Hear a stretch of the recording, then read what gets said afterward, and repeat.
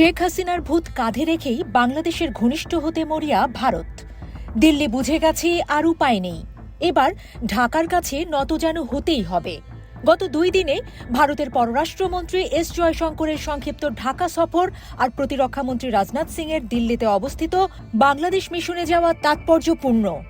2024 সালের 5ই আগস্টের গণ অভ্যুত্থানে আওয়ামী লীগ সরকারের পতন এবং শেখ হাসিনার ভারতে আশ্রয় নেয়ার পর থেকে দুই দেশের সম্পর্কের অবনতি হতে থাকে। আর 2025 সালের ডিসেম্বরের দ্বিতীয়ার্ধে দুই দেশের কূটনীতিকদের পাল্টাপাল্টি তলবের ঘটনায় নতুন করে সংকট তৈরি হয়। এমন প্রেক্ষাপটে ভারতের 2 জন গুরুত্বপূর্ণ রাজনৈতিক ব্যক্তিত্বের বাংলাদেশের সঙ্গে যুক্ততা সম্পর্কের গুণগত পরিবর্তনের ইঙ্গিত দিচ্ছে। বাংলাদেশের সাবেক প্রধানমন্ত্রী খালেদা জিয়ার প্রতি শ্রদ্ধা জানানোর পাশাপাশি দূতাবাসে গিয়ে এই ইঙ্গিতও দেয়া হচ্ছে যে দূতাবাসে সর্বোচ্চ নিরাপত্তা নিশ্চিত করার দায়িত্বটা দিল্লি নিচ্ছে। বিশ্লেষকদের মতে ফেব্রুয়ারিতে অনুষ্ঠেয় নির্বাচনে বিএনপির জয়ের সম্ভাবনার ইঙ্গিত রয়েছে। তাই খালেদা জিয়ার জানাজার সুযোগটি কাজে লাগিয়ে বিএনপির সঙ্গে সম্পর্ক স্বাভাবিক করে সেটা এগিয়ে নেয়ার উপর জোর দিচ্ছে ভারত।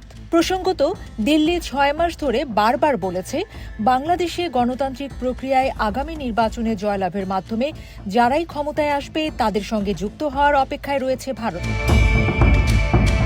কূটনৈতিক ও সরকারি সূত্রগুলোর সঙ্গে গত 2 দিনে কথা বলে বাংলাদেশের গণমাধ্যমগুলো এই ধারণাই করেছে যে নির্বাচনে বিজয়ী পক্ষের সঙ্গে ভারতের যুক্ততার প্রসঙ্গটি গত বুধবারের সংক্ষিপ্ত আলোচনায়ও এসেছে। এখানে যারাই ক্ষমতায় আসবে বলতে বিএনপিকে বোঝানো হচ্ছে বলে বিশ্লেষকদের মত। ঢাকা সফরে এসে তারেক রহমানের হাতে জয়শঙ্কর নরেন্দ্র মোদীর যে চিঠি তুলে দেন, তাতে মোদী খালেদা জিয়ার নেতৃত্বে বাংলাদেশের গণতন্ত্র ও জনগণের জন্য তার ভূমিকার প্রশংসা করে শ্রদ্ধা জানিয়েছেন।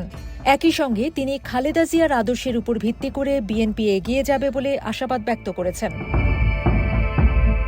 কূটনৈতিক সূত্রগুলো বলছে 2 দেশের অংশীদারিত্ব এগিয়ে নিতে তারেক রহমানের নেতৃত্ব নতুন সূচনা করবে বলে নরেন্দ্র মোদীর চিঠিতে ইঙ্গিত রয়েছে।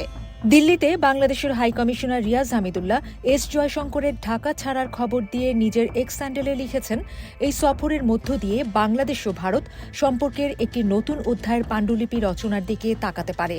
সম্পর্কের নতুন অধ্যায়টি হতে পারে বাস্তবতা ও পারস্পরিক নির্ভরশীলতার প্রেক্ষাপটে স্বার্থের ভিত্তিতে।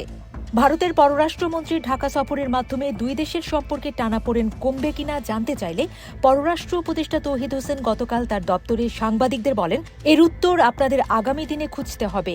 আগামী দিনগুলোতে আপনারা দেখবেন যে কি হয়।